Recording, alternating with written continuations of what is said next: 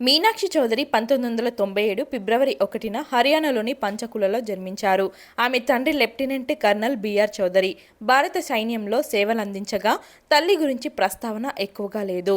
చిన్నతనం నుండి ఆమెకు క్రీడలపై ఆసక్తి ఉండేది. ముఖ్యంగా ఈత మరియు బ్యాడ్మింటన్లో రాష్ట్ర స్థాయి పోటీల్లో పాల్గొని ప్రతిభను చాటారు. చదువులో కూడా తన అత్యుత్తమ ప్రతిభను కనపరిచిన ఆమె చండీగఢ్లోని ఎస్టీ సోల్డియర్ ఇంటర్నేషనల్ కన్వెంట్ స్కూల్లో తన పాఠశాల విద్యను పూర్తి చేశారు.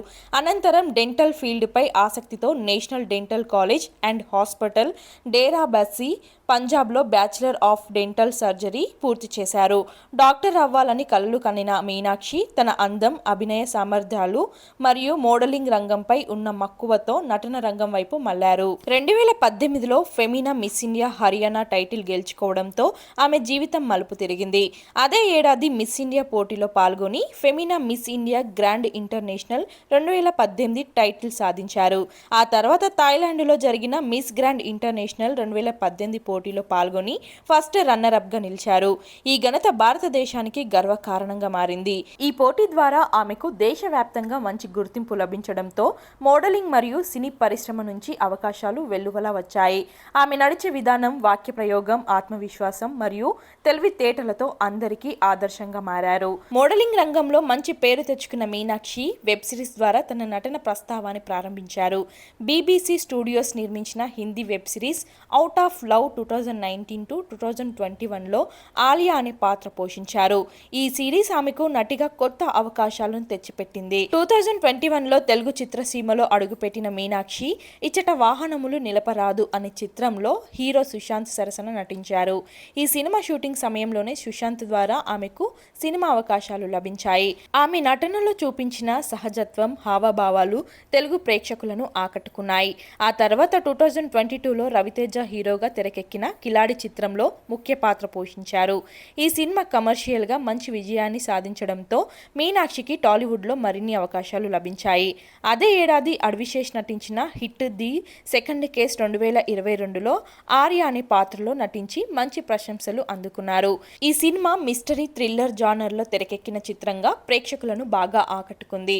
తమిళ చిత్రసీమలో కూడా అడుగు పెట్టాలని భావించిన మీనాక్షి 2023లో కొలాయి అనే చిత్రంలో లీలా బోర్కర్ పాత్రలు నటించి తన పరిధిని విస్తరించారు.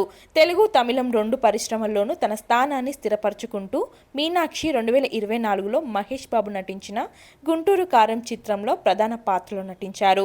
త్రివిక్రమ్ శ్రీనివాస్ దర్శకత్వంలో తెరకెక్కిన ఈ చిత్రం ఆమెకు టాలీవుడ్లో మరింత గుర్తింపు తీసుకువచ్చింది.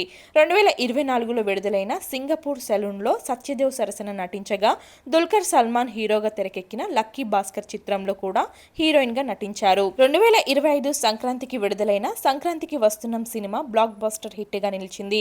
ఈ చిత్ర విజయం మీనాక్షిని స్టార్ హీరోయిన్ గా మారుస్తూ టాలీవుడ్ లో మరింత బలమైన స్థానాన్ని కల్పించింది. వరుసగా హిట్ సినిమాలతో మీనాక్షి సినీ పరిశ్రమలో తన స్థాయిని పెంచుకుంటూ పోతున్నారు. ప్రస్తుతం మీనాక్షి తెలుగు, తమిళం మరియు హిందీ చిత్రసీమలో తన స్థాయిని మరింత బలోపేతం చేసుకునే దిశగా పయనిస్తున్నారు.